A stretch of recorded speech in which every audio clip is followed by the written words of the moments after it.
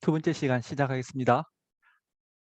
학기 초에 거의 1장 할 때 아니면 2장 할 때 제가 그런 얘기를 들었던 걸로 기억해요. 심리학이란 저의 표현입니다. 교재도 없고 뭐 그렇게 표현한 걸 제가 읽어본 적은 없는데 제가 나름 결론 내리기로 제 표현을 빌자면 심리학이란 인간의 그러한 합리적이지 못한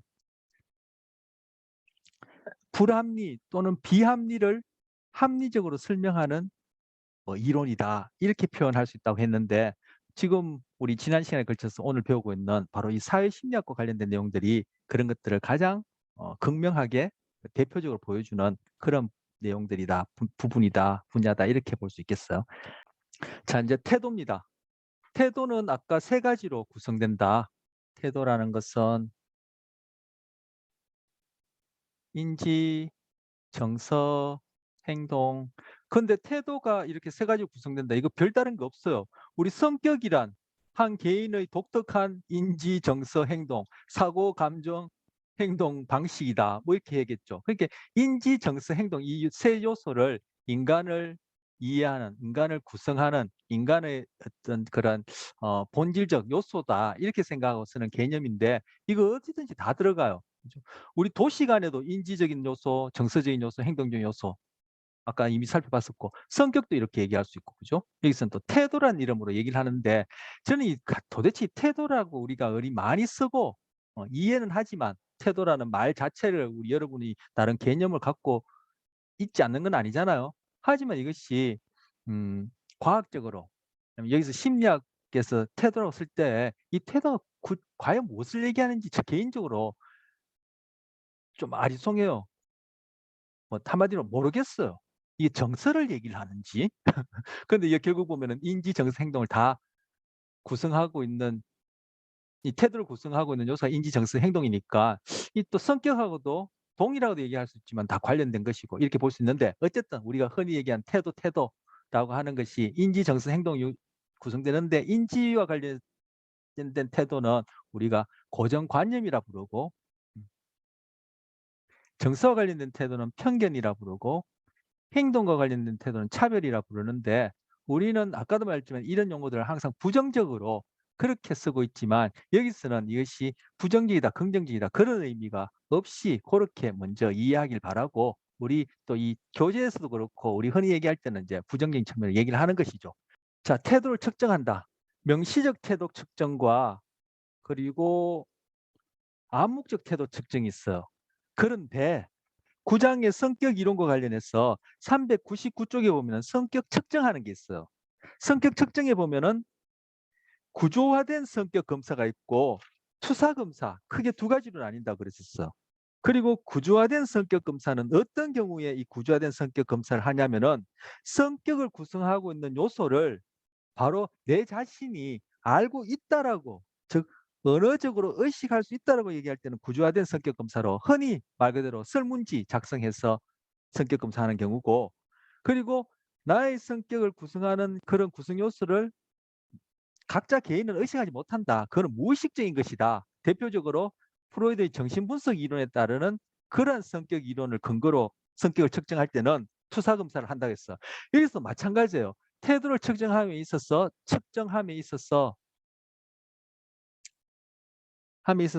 명시적 태도 검사, 즉 설문지를 통해서 태도 검사하는 거예요. 이게 예를 들어놨는데 나는 고급스러운 집, 자동차, 옷을 소유한 사람을 부럽다 하면은 1, 2, 3, 4, 5, 6 중에서 선택하는 거예요. 뭐 나는 보통이다. 나는 전혀 그렇지 않다. 뭐 선택할 수 있겠죠. 인생에서 가장 중요한 성취 중에 하나는 물질을 소유하는 것이다. 뭐 매우 그렇다. 이게 동의하든지 이렇게 측정할 수 있겠죠. 해서 이런 문항, 즉 설문지를 통해서 이런 문항을 쭉 측정한 다음에 그것을 나중에 최종적인 결과를 얻어서 아, 이 사람은 어떤 태도를 갖고 있구나라고 측정하는 것이 명시적 태도예요.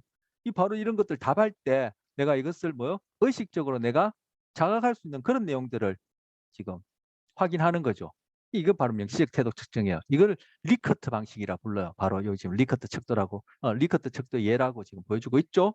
자, 물질주의에 대한 태도를 측정하는 예를 지금 여기 표 1-11-2에 보여주는 거예요. 그 위에 여러 가지 또 태도 측정의 그런 예들이 있을 수 있겠죠.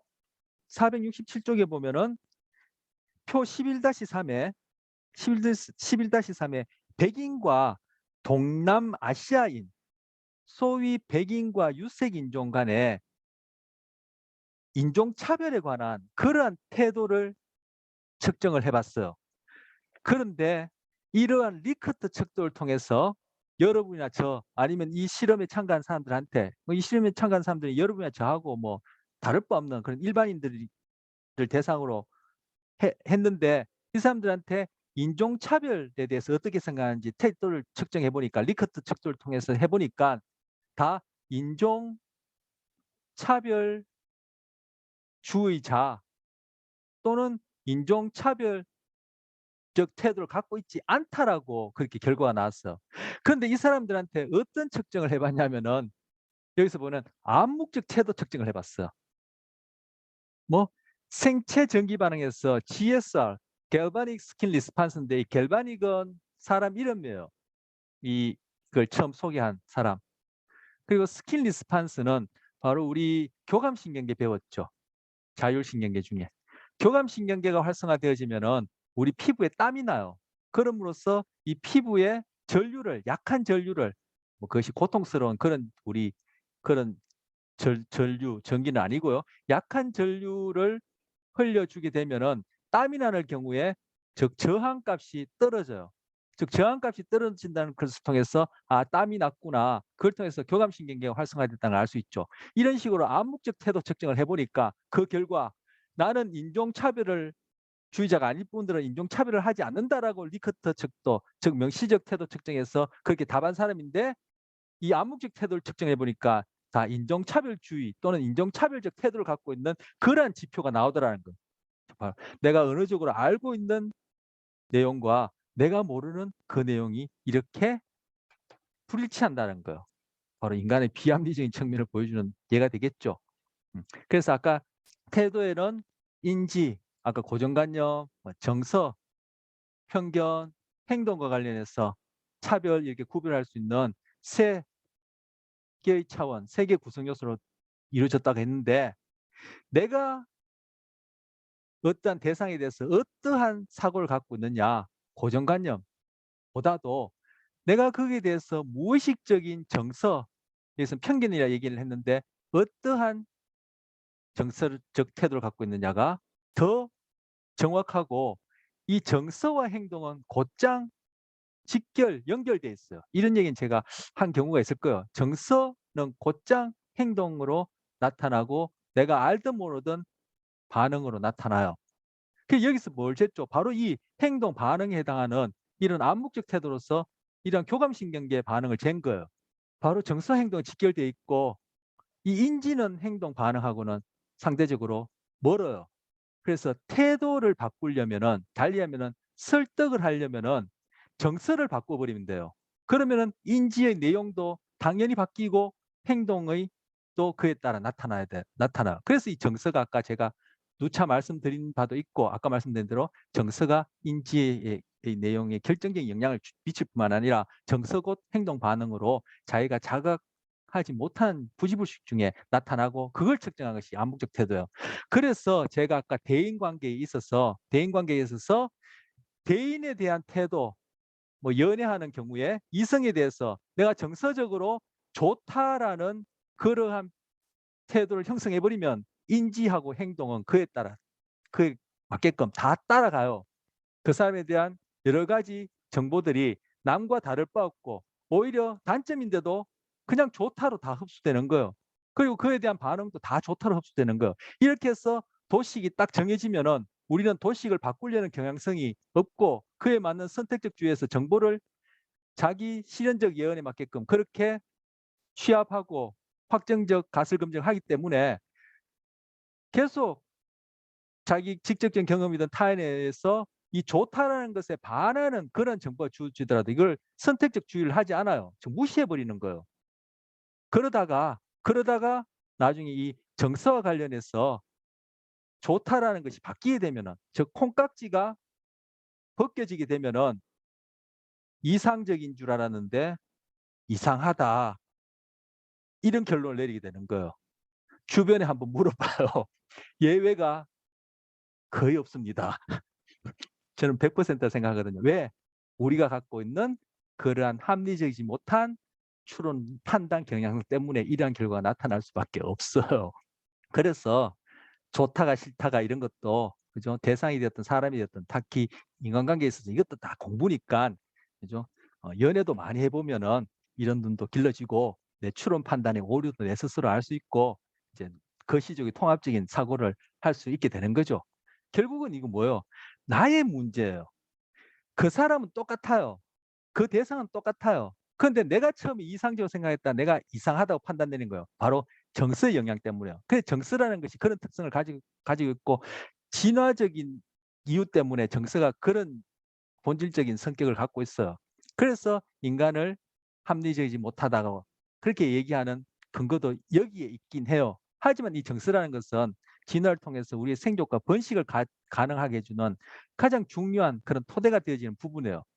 그런데 우리가 많은 경험을 하게 되어서 이 도식이 다양하고 넓어지고 계속 변화될 수 있는 그러한 개방성과 융통성을 내가 갖고 있고 가질 수 있도록 계속 그런 식으로 변화한다면 남녀 관계, 대인 관계 또는 세상을 보는 눈, 자기 자신을 보는 눈, 아니면 심리학에서 다뤄지는 여러 가지 컨플릭트 되는 서로 반대되어지는 그러한 이론을 보더라도 내가 그 안에서 좀 더 타당하고 객관적인 그러한 도식을 가질 수 있게 되는 거예요. 자, 태도 측정과 관련해서 얘기를 하게 됐고요. 태도의 변화와 관련해서 균형 이론이 있어요. 자, 사람들은 어떤 식으로 태도를 변화시키지? 자, 여기에 O는 other, 죄송합니다. other가 아니고 object에서 대상을 얘기를 하는 거예요.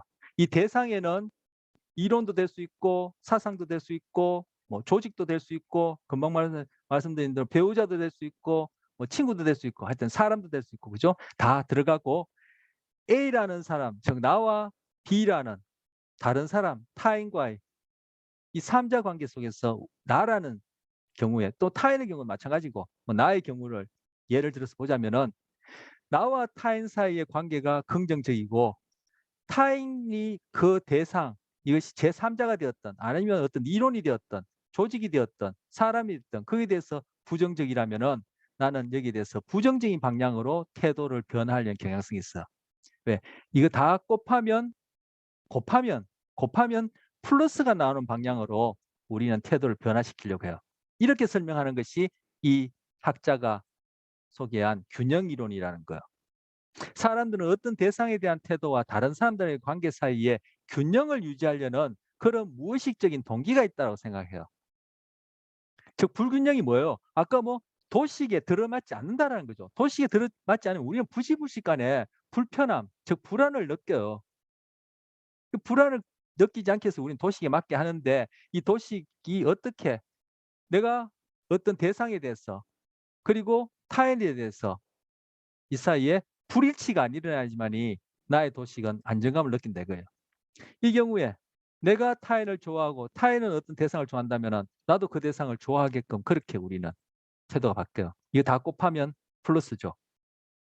이 경우에 다 곱하면 어떻게 돼요? 곱하기 마이너스 곱하기 플러스 이 경우에는 마이너스가 되죠.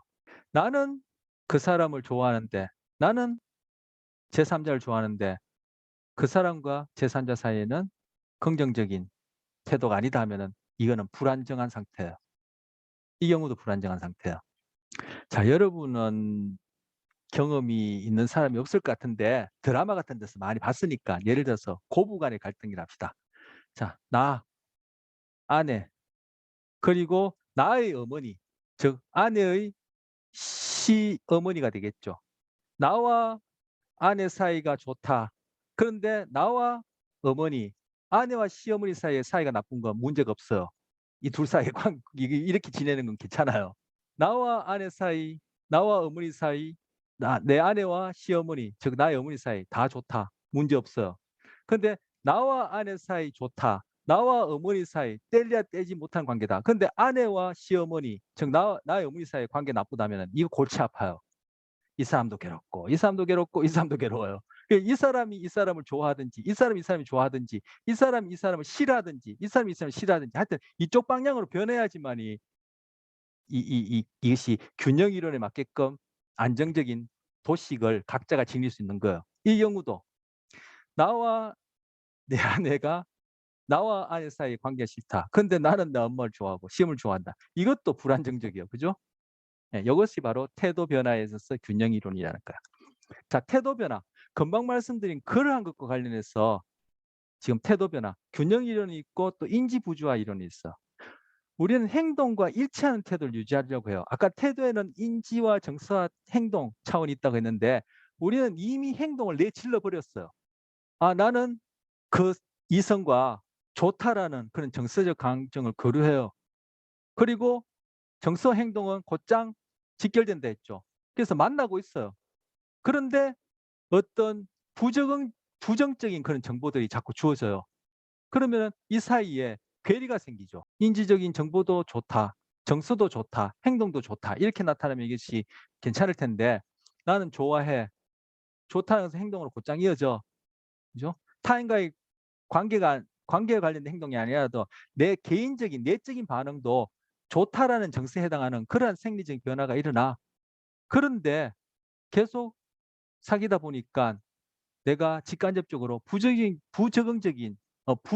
죄송해요. 부정적인이 아니라 부정적인 정보들이 자꾸 주어져. 이러면은 인지 부조화가 생겨요. 그러면 우리는 뭐요? 이 행동과 일치하는 방향으로 이것들을 변화시키려고 하는 그런 경향성을 얘기를 하는 거. 자, 행동과 일치하는 태도를 유지하고자 하는 인간의 일관성에 초점을 뒀다. 자, 이 일관성, 용어가 이렇게 저렇게 얘기하지만 우리 오늘 얘기하는 걸로 하려면은 뭐 내가 갖고 있는 도시, 내 나름대로 세상을 보는 이론을 계속 유지하고 싶은 거예요.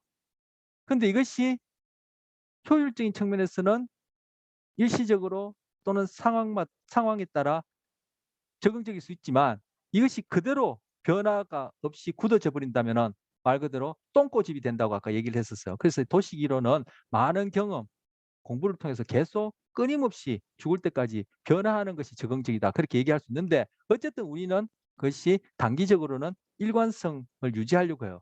그런데 이 태도의 일관성과 관련해서 행동, 인지, 정서가 불일치하면은 우리는 이러한 불편감, 아까 도식에 맞지 않으면은 뭐 우울도 경험하고 분노도 경험하고 무기력감도 느끼고 공격성도 높아질 수 있어요. 불편해진다 했죠. 그래서 이것을 이러한 인지 부조화를 조화롭게 하려는 그런 경향성을 우리에게는 있다. 즉 소위 행동하려는 동기로서 부지불식간에 우리 행동에 영향을 준다는 거예요. 사람들은 인지, 정서 와 일치하는 행동을 하고자 한다. 기존의 태도와 다른 행동을 했을 경우 사람들은 인지적 불편감을 경험하고 이러한 불편감을 해소하기 위해 기존의 태도를 이미 한 행동이 일치하도록 바꾼다. 이미 행동은 해버렸어요. 즉 행동은 정사와 직결된다 했죠. 즉 좋다라고 나왔어요. 그냥 순간 그냥 좋다라는 결론이 나온 거죠. 말 그대로 콩깍지가 씌어가지고. 그러면은 이 좋다라는 것에 반하는 정보가 주어지더라도 에이 내가 잘못 본 거지. 그건 너가 몰라서 하는 소리야. 아이 그런 정도는 다른 사람도 다 있어. 아이 그런 것 있어도 나는 그래도 그거 견뎌낼 수 있어. 아이 그거 변할 거야. 그 사람이 외국인 상황 때문에 그럴 거야. 이런 식으로 해서 뭐 이런 부조화를 해결하려는 그러한 경향성이 있다라는 거야. 뭐 도식을 유지하려는 거죠. 이건 제가 지금 연인 관계 뭐 우리한테 와닿을 만한 그런 예를 들었지만 이것이 모든 경우에 다 적용되어지고 여러분이 여러분 자신에 대해서 갖고 있는 태도, 즉 자기 개념, 우리 앞서 발달할 때 성격할 때 자기 개념 얘기 많이 했죠. 그 경우에도 그대로 적용되는 거예요. 내가 어떻게 행동하느냐, 내가 내 자신에 대해서 어떻게 인지하고 있느냐, 내가 내 자신에 대해서 어떠한 가치 평가, 즉 정서를 갖고 있느냐, 이 상황에 인지 부조화가 생길 때 그러한 도식을 깨트릴 수 있고 변화할 수 있고 나아갈 수 있고 도전할 수 있는 방향으로 적응하는 것이 바람직하지 그것을 계속 유지를 하려고 하다 보면은 앞서 시간이 얘기했듯이 계속 도망 다니는 그러한 삶이 된다는 거. 자, 쓸데기에 대한 태도 변화. 자, 뭐 태도뿐만 아니라 인간의 성격을 얘기할 때도 그렇고 인지, 정서, 행동 세 차원으로 나누자면은 정서행동은 직결된다 얘기했고 가장 중요한 게 뭐라 그랬죠? 정서라 그랬죠. 정서를 바꾸면은 이것들은 자동적으로 따라오게 돼요. 그래서 설득의 태도 변화. 대표적으로 광고, 요즘 뭐 정치 항상 이슈인데 어쨌든 상대방의 태도를 변화시킬 때는 이걸 건드리면 돼요. 정서. 근데 이 정서는 신체 상태와 직결되어 있는 것이고 신체 상태라는 것은 결국은 생존, 번식과 관련된 문제예요. 즉 먹고 마시고 싸우고 도망가고 이런 것과 관련된 문제예요. 그래서 먹을 것 또는 어떤 이성적인 그러한 것과 관련된 것 그리고 생존과 번식과 고전적 조건하에서 가장 강력하게 연결되어 있는 CS로서 돈이라는 것이 따라오면은 정서는 휙휙 변해요. 그래서 여기에서 돈을 그렇게 쏟아붓는 거예요. 여기에다 돈을 엄청나게 쏟아붓는 거예요. 그리고 광고에다가 그런 미인, 미남 그리고 자극적인 그러한 정보들을 부지부식간에 섞어 넣는 거예요. 이걸 바꾸기 위해서. 지금 여기에서 내놓는 약속들 다 뭡니까? 이거 문제죠, 이거. 이것만 바뀌어서 뭐 좋다라는 결론만 나게 되면은 이제까지 오늘 얘기했던 대로 이런 것들은 다 인지 부조화에 의해서 그렇고 도식을 일정하게 유지하려는 그런 경향성에 의해서도 그렇고 아까 균형 이론에 의해서도 그렇고 결국 이 이론들이 다 주장한 사람 처음 소개한 사람들이 각각 달라서 그렇지 다 결국 똑같은 것을 그냥 다르게 얘기할 뿐이에요. 이런 것들에 의해서 또 그렇고 균형 이론에 의해서도 그렇고 인지 부조화에 의해서도 그렇고 그것이 다 뭐요? 정서에 맞게끔 따라가는 거예요. 그렇게 되지 않으려면 어떻게 내가 내 자신과 세상뿐만 아니라 뭐 정치가 되었든 뭐가 되었든 그런 보는 눈이 거시적으로 통합적으로 있고 내가 내 자신에 대한 자기 개념, 가치관, 아까 뭐 인지, 정서, 행동에 얘기를 했는데 이런 것들에 대해서 좀 더 건강한 형태를 갖고 있다면은 그러한 것들에 휘달리지 않겠죠. 근데 그게 뭐 좀 뭐 다 그런 건 아니지만 상대적으로 그런 많은 경험, 공부가 되어지고 거시적인 통합적인 눈을 가지려면 연륜이 필요한데 뭐 상대적으로 다는 아니지만 나이가 어린 경우에는 그런 것들을 보는 눈이 부족할 수 있고 그리고 50, 60년, 70년 살아도 그러한 훈련, 공부가 되지 않은 사람들은 그런 것들에 쉽게 휘둘리게 되는 거예요. 그래서 어, 훈련되지 않은 제가 더 적절한 말이 없을까요? 자꾸 공부 얘기하니까 좁은 의미의 공부로 오해될까 싶은데 뭐 적절한 용어가 생각이 안 나니까 공부로 얘기하죠. 공부가 되지 않은 교육이 되지 않은 예, 그러한 대중들을 대상으로 하는 민주주의는 뭐요?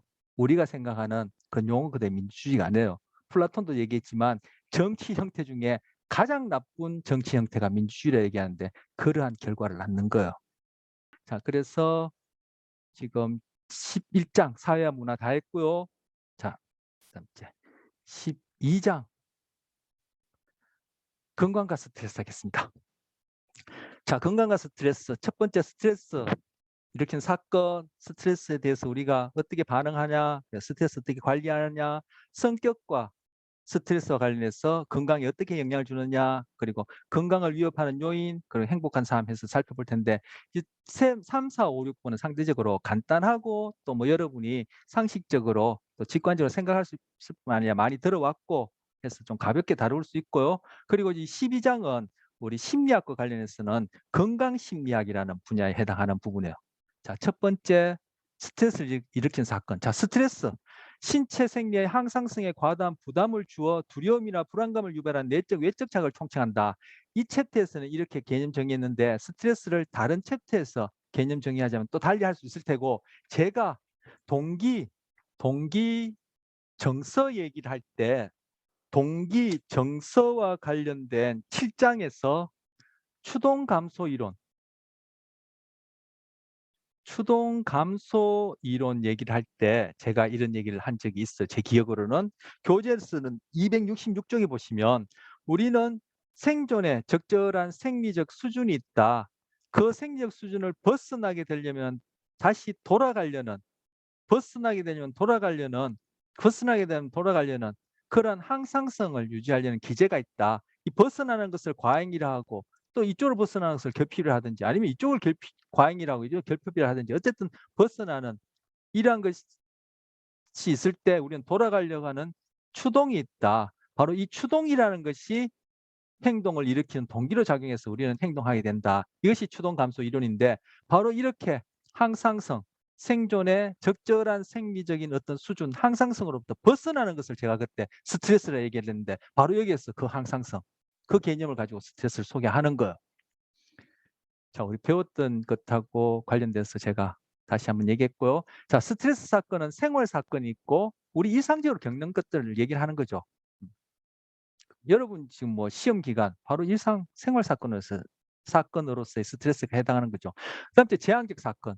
우리도 뭐 그죠 뭐 건년에도 아주 큰 그런 사건들을 겪었고 개인적으로는 이 시간에도 그죠 어느 곳에서 그런 사건 사고들이 끊임없이 일어나죠. 그 지구 반대편 또 뭐 이웃 나라에서도 그렇고 이건 재앙적 사건에서 크게 두 가지를 여기서 소개하고 있습니다.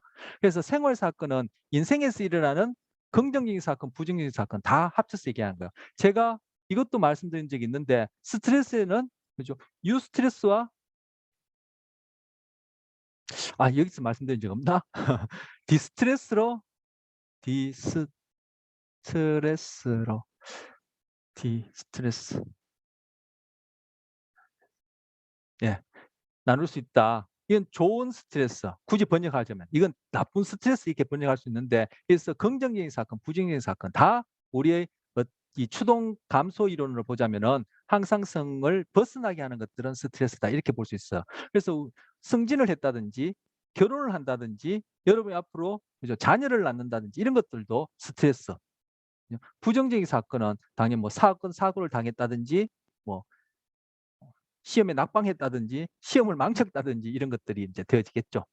자, 스트레스 사건이 자주 일어나면 질병에 앓을 확률이 높다. 이거 뭐 여러분 뭐 많이 들어보셨고 생각할 수 있는 내용이고, 자, 한국 대학생들 대상으로 우리 교재도 나오는데 교재도 나오는 것이 아니라 교재 내용을 지금 옮겨 놓은 것인데 489쪽에 보시면 표 12-1의 내용들이 쭉 나오는데 뭐 한번 휘리릭 그냥 한번 보시면 되고 그 내용을 지금 옮겨 놓은 거예요. 자, 한국 대학생들은 불투명한 미래로 인한 불안감 그리고 대인관계에서 가장 많은 스트레스를 경험한다 이렇게 얘기를 하고 있어요.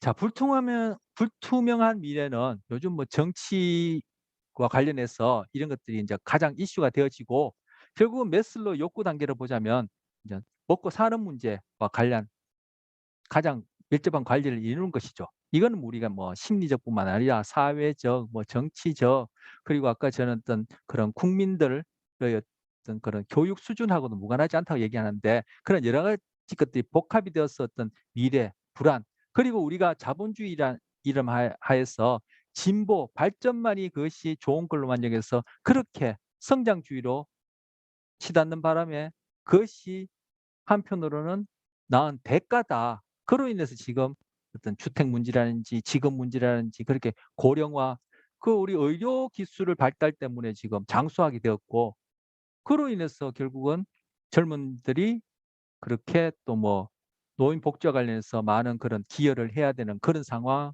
그리고 젊은이들의 어떤 직업과 관련해서 인구 감소 이런 것들은 또 여러 가지 문제들이 복합돼 있겠죠. 요거와 관련된 미래와 관련된 불안감 제가 한마디로 뭐 심리학적으로 얘기할 수도 없고 제가 그만한 이제 머리나 지식도 안 되고 대인 관계에서 가장 많은 스트레스를 경험하는 것은 우리가 뭐요 집단주의 문화라서 이런 것들이 영향을 받는다 이렇게도 볼 수 있어요. 그런데 미국 대학생들은 대인관계 이런 것들은 여기 찾아보면 없고 표도 봐도 그런 것들은 별 없어요. 우리 한국 대학생과 달리. 그래서 미국 대학생은 강간, 에이즈, 임신 등 성과 관련된 문제 그리고 시험과 관련된 이런 스트레스들이 주를 이루고 한국 대학생들은 이런 것들이 주를 이루더라라고 지금 연구된 결과를 표 12-1에 보여주고 결국 여기서 얘기하는 거 이런 것들을 이제 생활 사건이라 얘기를 하는 거예요. 자, 이 사람들은 미래에 대한 뭐 불안이 있는지 없는지 모르겠지만 전혀 없을 수는 없겠죠. 인간 자체가 불안한 존재고 불안이라는 것은 어떤 실존적 문제니까 없을 수 없는데 이 사람들 우리처럼 어떤 먹고 사는 문제가 해결이 상대적으로 되었다라고 본다면은 또 다른 문제 이런 것들이 따라오는 거예요. 자, 재앙적 사건, 전쟁, 자연재해, 대규모 참사, 사건, 사고를 겪은 후에 그것들이 생생하게 자꾸 떠오르고 그에 따라 공포와 그런 우울, 슬픔을 경험하는 이런 것들이 이제 제한적 사건으로 인한 스트레스. 대표적으로 PTSD죠. 이게 외상 후 스트레스 장애, 포스트 트라우마틱 스트레스 디소더에서 줄여서 PTSD. 외상 후에 일어나는 여러 가지 신체적, 심리적 증상을 일컫는다. 그래서 이 사람들이 이러한 기억이 떠오르면은 여기서 얘기한 기억, 공포, 슬픔은 심리적이 될 테고, 신체적으로는 정말 그 장소에 있었을 때와 마찬가지로 그러한 교감신경계의 과도한 그러한 활성화, 우리 이미 배웠던, 그리고 스트레스 호르몬이 분비되고 그것이 심신에 그러한 문제도 가져오고 뇌에도 영향을 줘서 그런 기억에도 영향을 주고, 아까 사회적 뭐 추론 판단이라고 얘기했는데 그러한 판단력, 의사결정에도 영향을 줘요. 자, PTSD 증상을 안 사. 그런데 이런 외상 후 스트레스 장애, 즉 전쟁, 자연재해, 대규모 참사, 아니면 내가 직접 겪지 않더라도 다른 사람이 이러한 것을 겪거나 아니면 다른 사람이 어떤 폭행을 당하는 것을 보거나 하더라도 내가 PTSD를 겪을 수 있어요. 내가 직접 겪는 것이 아니라 그러한 것들을 목격하더라도 PTSD를 겪을 수 있는데, 어쨌든 내가 직접 경험했던 목격했던지 간에 그러한 경험을 직간접적으로 한 사람은 다 PTSD라는 것을 겪느냐? 그렇지 않더라는 거예요.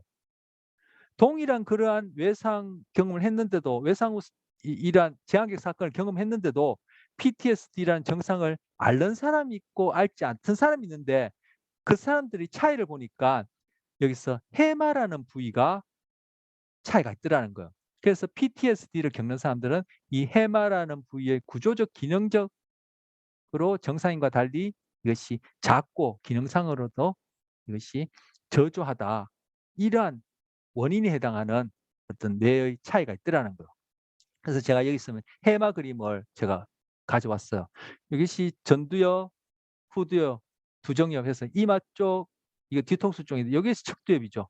척두엽 겉에서는 보이지 않아요. 안쪽에 요 부분이 해마예요. 점선을 표현한 부분. 이 편도체는 이거는 뭐 공포 불안과 관련해서 바로 스트레스 사건을 무의식적으로 평가하는 부분인데, 요 부분하고 이렇게 위치상으로 이렇게 인접해 있어요. 이것이 연결돼 있다기보다는, 직접적으로 연결돼 있다기보다는, 물론 이 둘 간에도 서로 우리가 배웠던 시냅스를 통해서 정보를 주고받지만 이것이 이렇게 인접해서 있는데요. 점선 표현하신 해마인데 요것을 이 방향으로 여기 하얀 막대 있죠. 이 방향으로 잘라서 보여주면 바로 이 척두엽 안쪽에 요렇게 김밥처럼 말린 부분이 해마예요. 이 부위가 구조적으로 기능적으로 이상이 있더라는 거예요. PTSD를 겪는 사람은. 즉 이 해마가 기억에 중요한 역할을 해요. 그래서 PTSD를 겪는 사람들은 다 기억 장애가 있어요. 그런데 이 해마가 다른 사람에 비해서 구조적으로, 기능적으로 작고 그 기능이 어떤 식으로 차이가 있는 사람이 이러한 재앙적 사건을 경험하는 경우에 PTSD를 앓는 확률이 높더라는 거죠. 두 번째, 스트레스의 반응 체계입니다. 자, 소위 스트레스라는 경험을 하면 아까 일상적 사건도 있었고 재앙적 사건도 있는데, 그러한 위협 자극을 만나면 우리 신체는 어떻게 교감신경계가 활성화되었습니다. 이건 지금 3장에 있는 그림을 제가 가져온 거예요. 교감신경계가 교감신경계가 활성화되어서 교감신경계와 연결되어진 이러한 부위들이 막 활동을 하는 거예요. 그때 우리 몸에 나타나는 반응을 fight or flight response에서 투쟁 도피 반응 이렇게 불러요. 자, 스트레스라는 자극, 아까 생활 사건도 될 수 있고 재앙도 될 수 있고, 여기서는 위협 자극이라 했는데 그것들을 우리가 맞닥뜨리게 됐어요. 그러면 아까 봤던 편도체, 아까 뇌가 이렇게 돼 있으면은 여기에 겉에서 안 보이니까 이렇게 점선으로 해마란 것이 있고, 또 그 인접에서 편도체라는 것이 겉에서 안 보여요. 편도체도 편도체라는 것이 있다. 편도체. 자, 여기 그림. 편도체 해마. 스트레스에 노출되었다 또는 스트레스를 경험한다 하게 되면은 바로 이 편도체가 무의식적으로 이 자극이 위협적인 자극이라는 것을 평가해요. 무의식적으로. 즉 위협적인 자극이라는 것을 무의식적으로 처리한 다음에 이것이 뭐 어떠한 내부를 거쳐서 즉 정보를 주는 거죠. 즉 시냅스를 하는 거죠. 그 부위에서 어디 교감신경계, 지금 보고 있는 이 교감신경계를 활성화시켜요. 그럼 이 내부 장기들이 바로 투쟁 도피 반응이라고 이름 붙인 그러한 변화를 일으켜요. 그래서 우리 몸에 에너지를 구석구석 공급해 줘서 결국은 이 스트레스 상황을 대처하도록, 극복하도록, 이 스트레스 상황에 적응하도록 그렇게 해 주게 되는 거예요. 그리고 이 편도체를 통해서 어떤 내부를 거쳐서 교감신경계뿐만 아니라 스트레스 호르몬도 분비하게 돼요. 이 호르몬도 결국은 이러한 투쟁 도피 반응에 일조를 하는 것이죠. 그런데 이 스트레스 호르몬이 분비되는 것이 이 그림에는 너무 작아서 안 나오는데 요게 지금 콩팥이에요. 바로 콩팥 위에 딱 붙어 있는 부신에서 스트레스 호르몬이라는 것이 분비가 돼요. 자, 이것이 스트레스 시의 신체와 뇌의 반응이에요. 지금 요 그림에는 뇌는 지금 포함시키지 않았고 신경계, 교감신경계 그리고 뇌는 조금 전에 위에 그림 가지고 제가 편도체 소개를 했어요.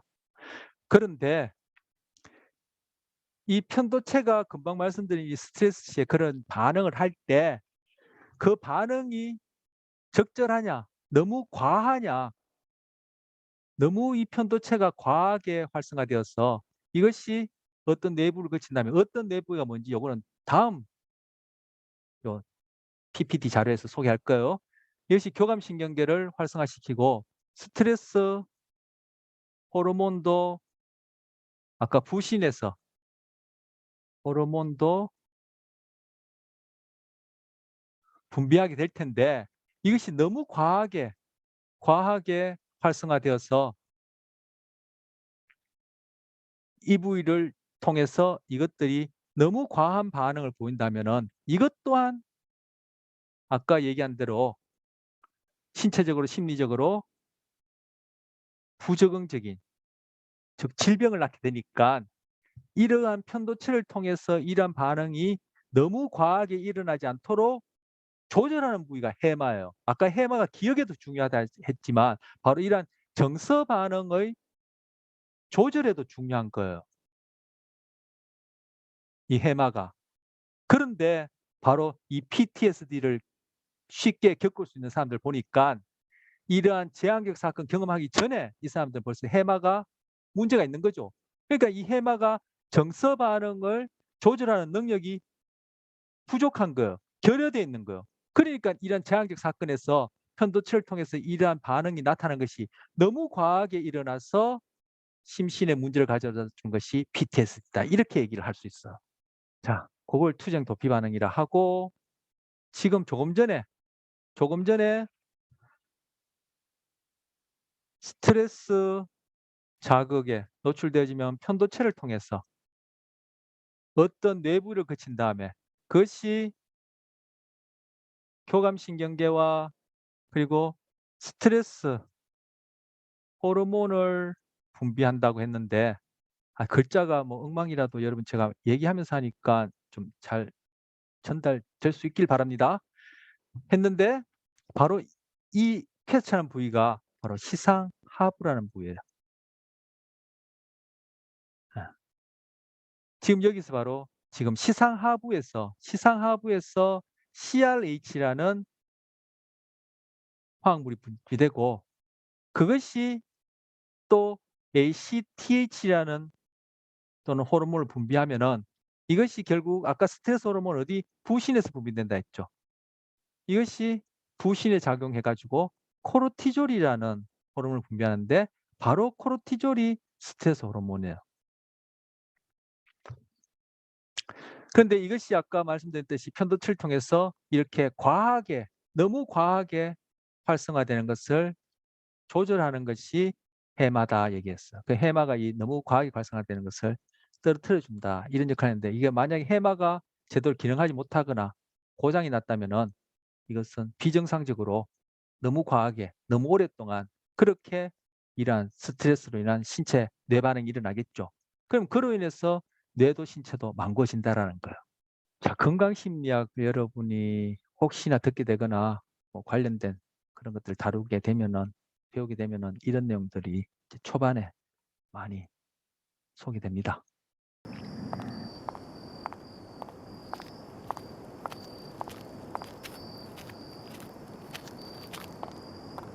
예로부터 우리의 뇌는 특히 생존에 관련된 것은 잊지 않고 기억하도록 프로그램되어 있습니다.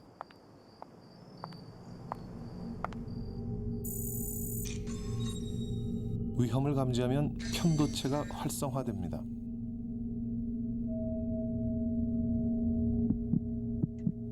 그리고 심장이 빨리 뛰기 시작하죠. 신장 위에 있는 부신은 시상의 명령을 받아 아드레날린이라는 호르몬을 분비하기 때문에 심장이 빨리 뛰는 것이죠.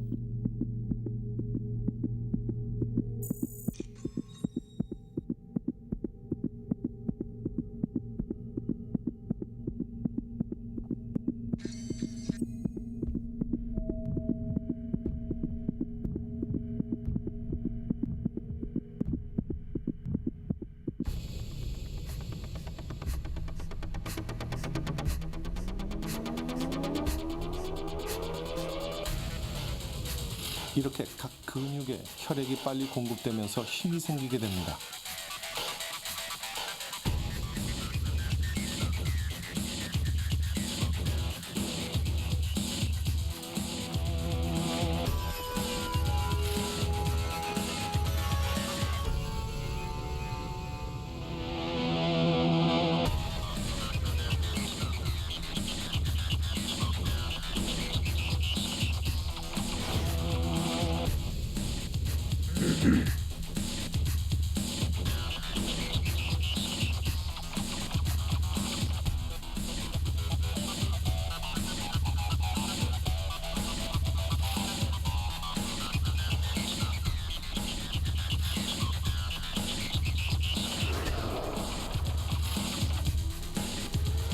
우리는 이와 같은 현상을 싸우기 아니면 도망가기 반응이라고 부릅니다. 위급한 상황에서 갑자기 예상치 못한 힘이 나오는 것이 바로 이 생존 반응 덕분입니다.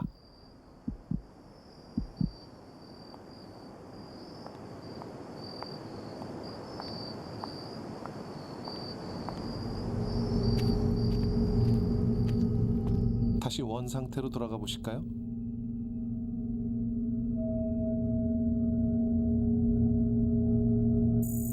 역시 위험을 감지한 편도체의 반응과 시상의 명령으로 아드레날린이라는 스트레스 호르몬이 부신에서 분비되고 심장 급격히 뛰기 시작합니다.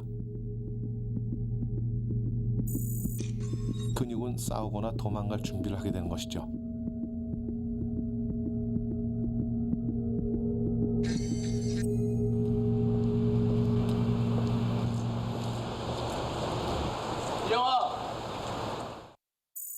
편도체가 위험을 감지하고 도망가려는 순간 전두엽이 상황을 파악합니다. 오빠! 위험을 감지해서 기억하는 편도체와 상황 파악을 하는 전두엽은 우리의 생존 반응에 결정적 역할을 합니다.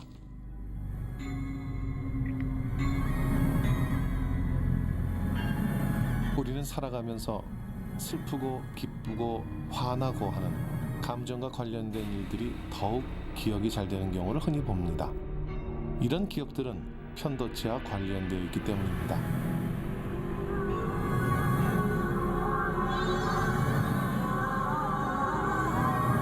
감정에 관련된 일 중 특히 공포나 두려움과 연관이 있는 일들은 두고두고 기억이 됩니다. 왜냐하면 다시는 같은 일을 되풀이하지 않기 위해 편도체가 반드시 기억을 하라고 강한 명령을 내리기 때문이죠. 네. 요 정도로 보기로 하죠.